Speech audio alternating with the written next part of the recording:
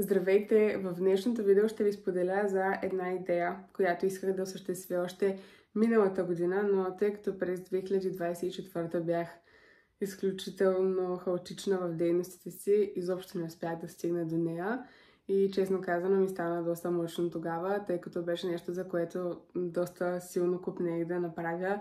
Имах голяма мотивация и сега ще ви разкажа за какво става въпрос по-точно. Като представител на женската аудитория в автомобилния спорт, аз винаги съм се стремяла да бъда пример за подражание на други жени, които имат интерес в тази сфера, тъй като знам колко е трудно. Знам колко предразсъдъци срещаш по пътя от други хора, много често и нападки.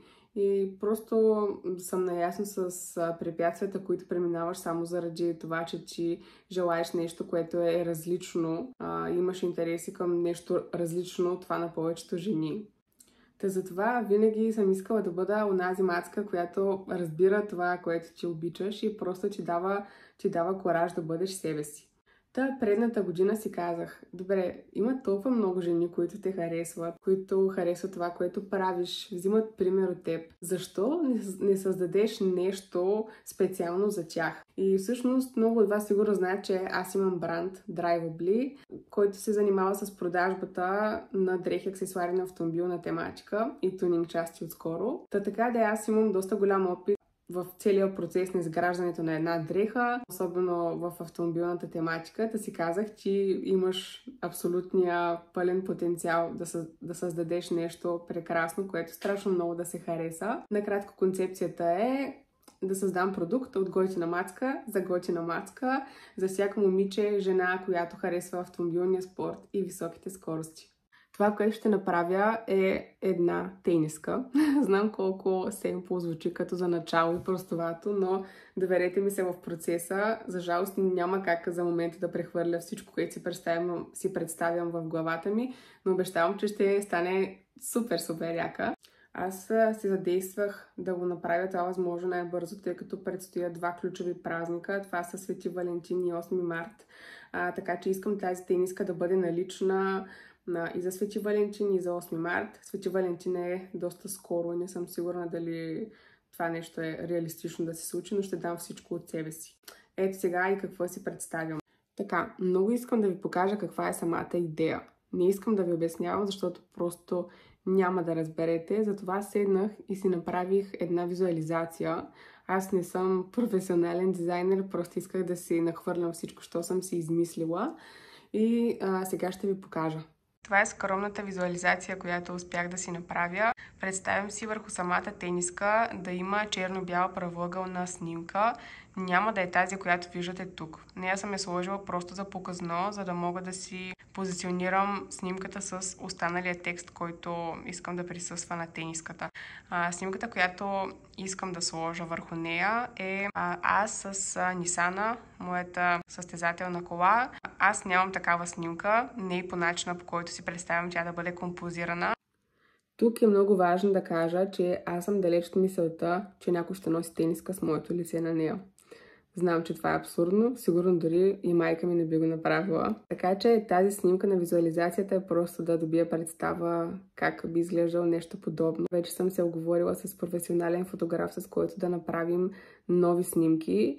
Въпросните снимки ще бъдат с мен и с Нисана, като си представям да бъда с каска. Както казах, не искам лицето ми да се вижда. И със сигурност, като правим самата фотосесия, пак ще се включа с някакви кадри, но за сега ще ви разкрия само толкова. Исках да има някакъв готин текст по самата тениска, който да е разположен по-интересно. Реших текста да е Pretty Girls Like Fast Cars, като този текст Pretty Girls заедно с снимката ще бъдат DTF печат, а Like Fast Cars много исках да сложа по-интересен елемент като камъчета върху самата тениска. Ето тази цялата фраза да бъде с кристалчета.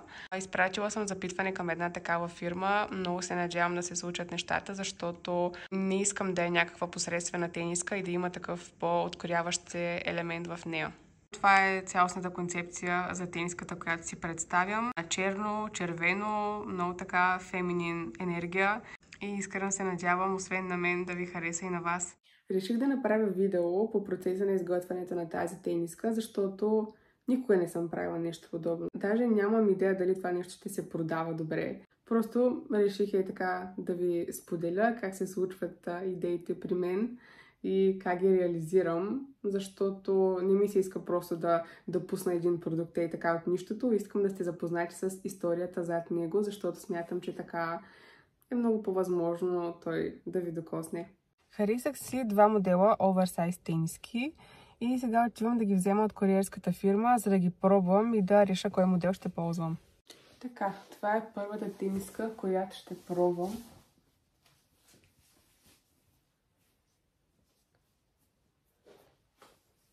Това, което ми хареса в нея, е начинът, по който е ореберена якичката.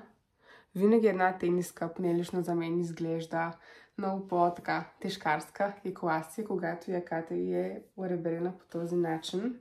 Много е важно да спомена, че съм поръчала тениски, които са една идея по-скъпи от стандартните тениски, които се предлагат, тъй като грамажа им на самия плат е доста по-висок. Тоест, не става въпрос за тези тениски, които ги переш веднъж и те приличат на парцал след това. Тази тениска, която нося в момента, е 100% органичен памук, а плътността ѝ е 200 грама. Много готина кройка, супер много ми харесва как стои и е с паднал ръкав. Сега ще пробвам другата тениска.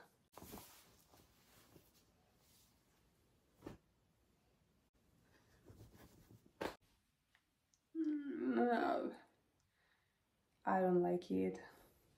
Тази изглежда като тези тениски, които не искаха по физическо, като бяхме деца, да играем с тях. Така че, huge no. Ще я ползвам да спасня. Очевидно ще ползвам ето тази тениска.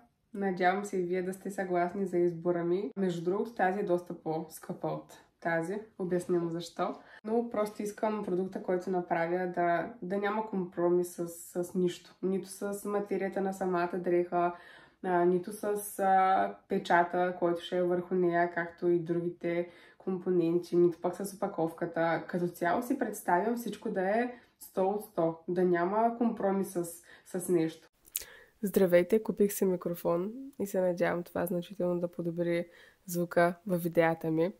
Така, днес ще правим фотосесията, за която ви говоря, с дрифтачката. Извикала съм HR Visuals, Христо Русев. Това е мой приятел, с който сме снимали страшно много пъти през годините и много се надявам всичко да се получи точно по начина, по който си го представям. Между другото, аз ясно си представям снимката, която искам да направя, която ще ползвам за тениската и понеже няма как да я обясня на Ицака, и затова се пробвах да я нарисувам и да му я покажа. И сега ще ви я покажа и на вас. Ето това е позата, която си представям. Дрифтачката да е зад мен, аз да съм легнала пред нея в някакво готино черно облекло, да държа роза и да съм се облегнала на една джанта, която ще е разположена до мен. И естествено ще имам каска, както ви казах, не очаквам никой да иска да носи тениска с лицето ми на нея. Още нямам никаква идея какво да облека. Ще трябва да го мисля днес. Не, че имам много време. Ще трябва да отида да купя една роза и да чакам Ицака да дойде до Болчик, понеже ще снимаме тук. Убедена съм, че ще се разболея днес. Сигурна съм, защото е супер студено, пък аз няма да съм особено облечена на тази фотосесия. И така, ще се включа по-късно с вече кадри от снимките. Чао!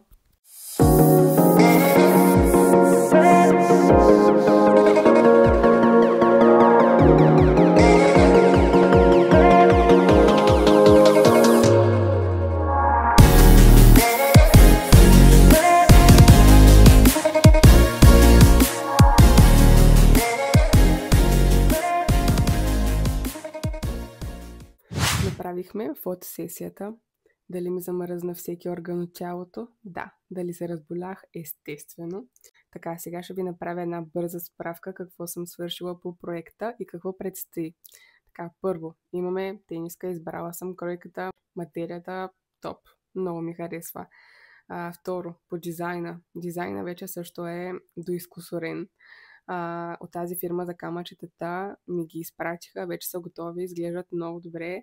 Аз малко се притеснявах относно издържливостта на този тип апликация върху тениската, обаче от фирмата ме увериха, че ако ги поставим точно по техните инструкции, тия камъни няма да мръднат цял живот. Много се надявам да е така. Доверявам се на професионалистите. Имаме фотосесия. Избрала съм си снимката, вече съм я предала към Ицака, за да ми я обработи точно по начина, по който си я представям. И след това тениските отиват на печат. Опаковането. Опаковките също имам ясна представа как искам да изглеждат. Даже вече съм купила повечето неща. Искам да са опаковани в бели кутии и всяка кутия да бъде с такава червена панделка. Вече съм купила ленти. Ще трябва аз да правя панделките. Не знам как се правят. Ще трябва да се науча. Освен това, вътре всяка тениска искам да бъде опакована в черна текстилна хартия. Нямам идея дали така се казва, но горе-долу си представяте за какво иде реч. И освен това, в всяка кутия ще искам да сложа нещо персонално, което още не съм го измислила, но ще видите какво е в следващото видео. Между другото, знам колко е странно, че ще го кача това видео след 3 години тотално изчезване от този YouTube канал. Просто много бързам да го кача преди Свети Валентин и преди да съм си пуснала тениските. И обещавам, че ще направя видео, в което да ви обясня какво е ставало през всички тези години и защо така изчезна. Ще е много интересно. Решила съм да си го кръсти това видео искрено и лично с Кристалина. Както и да е, в следващото ми видео обаче ще ви покажа процеса вече по пускането на самите тениски и други готини неща. Така че до следващото видео. Чао!